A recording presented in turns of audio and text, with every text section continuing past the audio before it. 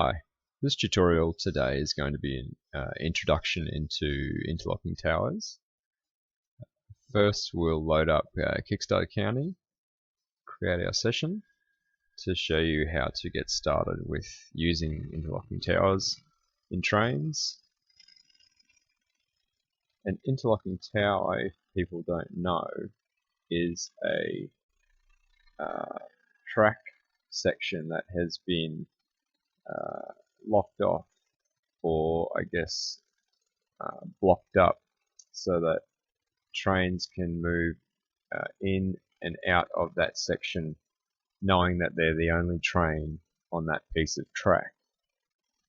And how you do this in Trainz is excuse me, via an object called Crowcomb Health Field Signal. Now that is a terrible name, which is why I was struggling to read it out. But that is the default object that we've chosen to use, and I will put a suggestion in that we change that name for the next update. Anyway, let's put that down somewhere. Wherever you like, it's more of a visual thing where you place it. So let's put him down there. You'll find there's two. One's just a normal object and one isn't. So in order to find out which one's which, you just place it down and go to the question mark. And if there's nothing that shows in the properties, you know you've put the wrong one down. So as of I will put the next one down. This one is definitely the one we want to use. Turn him around to face the track. Question mark, there we go. Let's get him out of the road.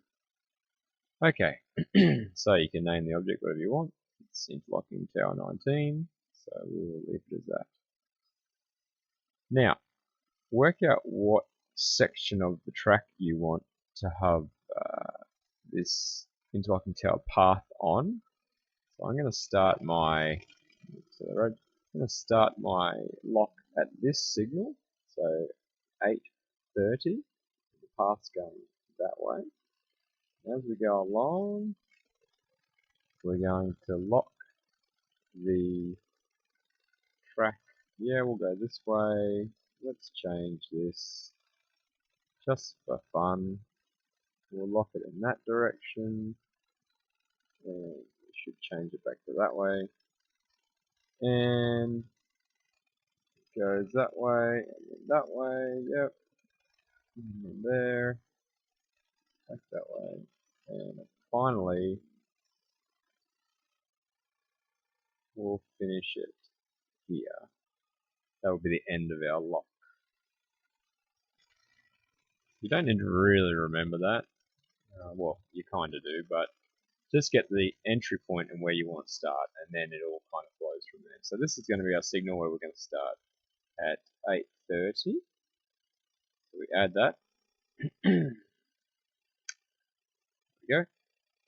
And the little track path icon, navigation, indicator, something, whatever you want to call it, shows up. And it tells us that from 8:30, you can click on these here, it goes to junction 49260, and there's a signal there where it stops as well. So that signal there. So that's where it stopped, and you're going to find that it will go from signal to signal. Just tells you what junctions are in between. And you hit this little extend path, because obviously we want to keep it going.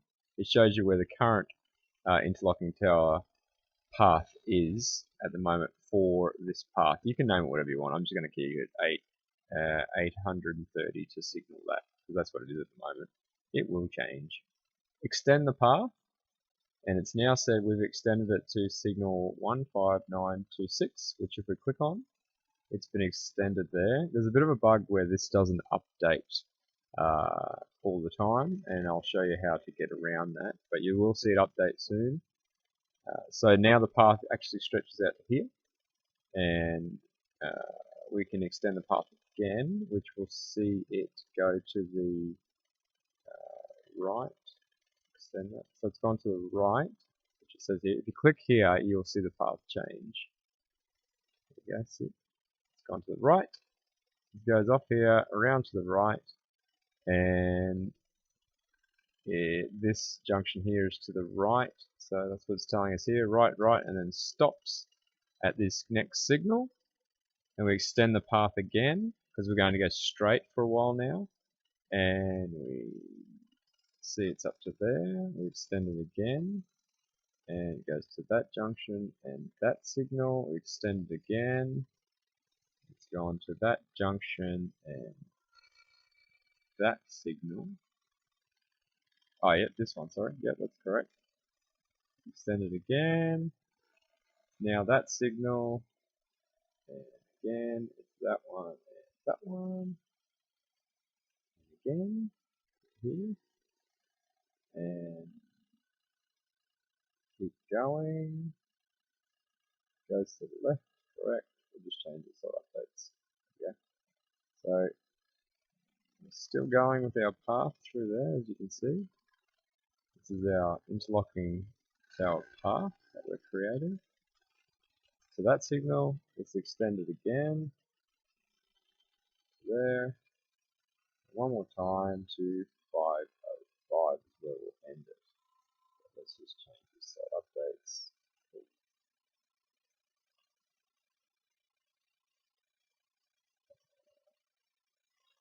Did change it. Yes, that's correct. Good. That's where we want to go. So that's the path we're happy with. That's just here.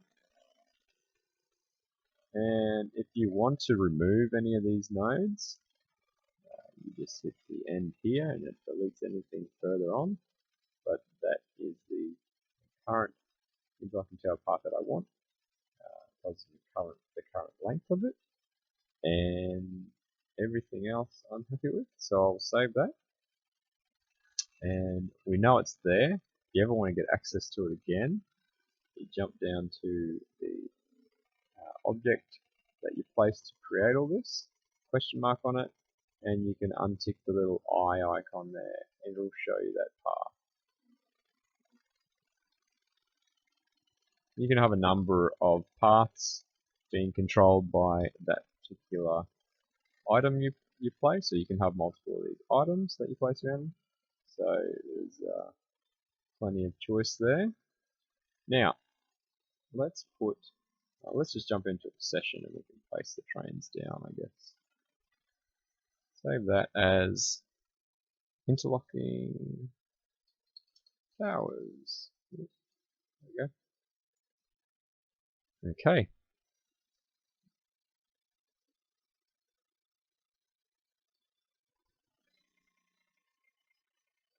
Right, let's put me here because I have no trains currently in the map. And I want to be over this side. Let's place a train down. Good old Kanawha. Turning around. Okay, that's our first train. And we will put another one just behind it.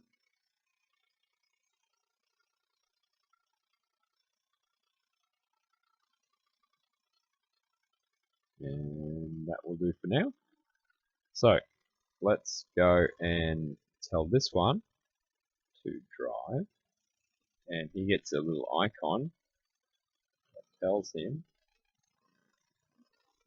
everyone that that's where the interlocking tower starts.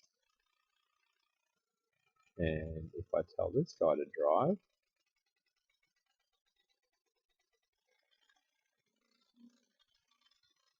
get it up a little bit. This guy's now in the, or let's call him Harry and Dave. So Harry is now in the interlocking tower path, and Dave needs to wait.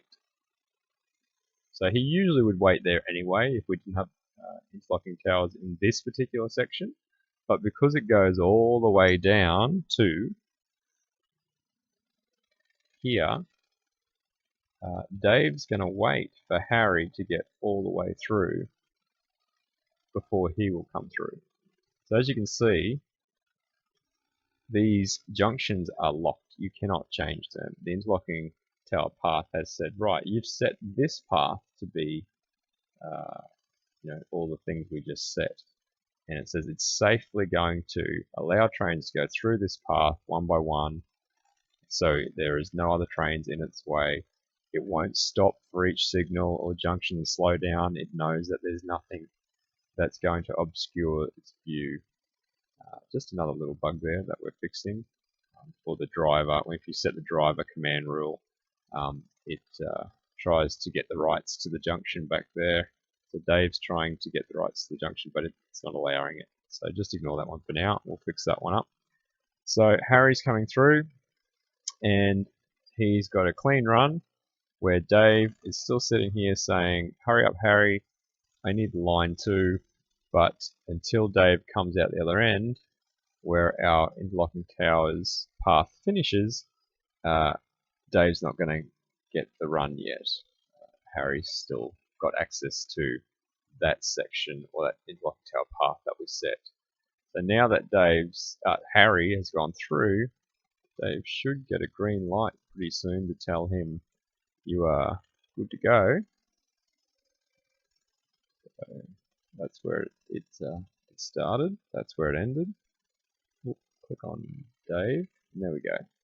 Dave's now been told that he can go through. Oh, and that script error would have stopped Dave from hitting drive. And there we go. So Dave's now got access to the Interlocking Tower Path, and so on and so forth. The next train to come has to wait for Dave. So that's just a little introduction on how to use Interlocking Towers, and we'll create some more videos later on to show you a bit more in-depth usage for Interlocking Tower Paths. Cheers.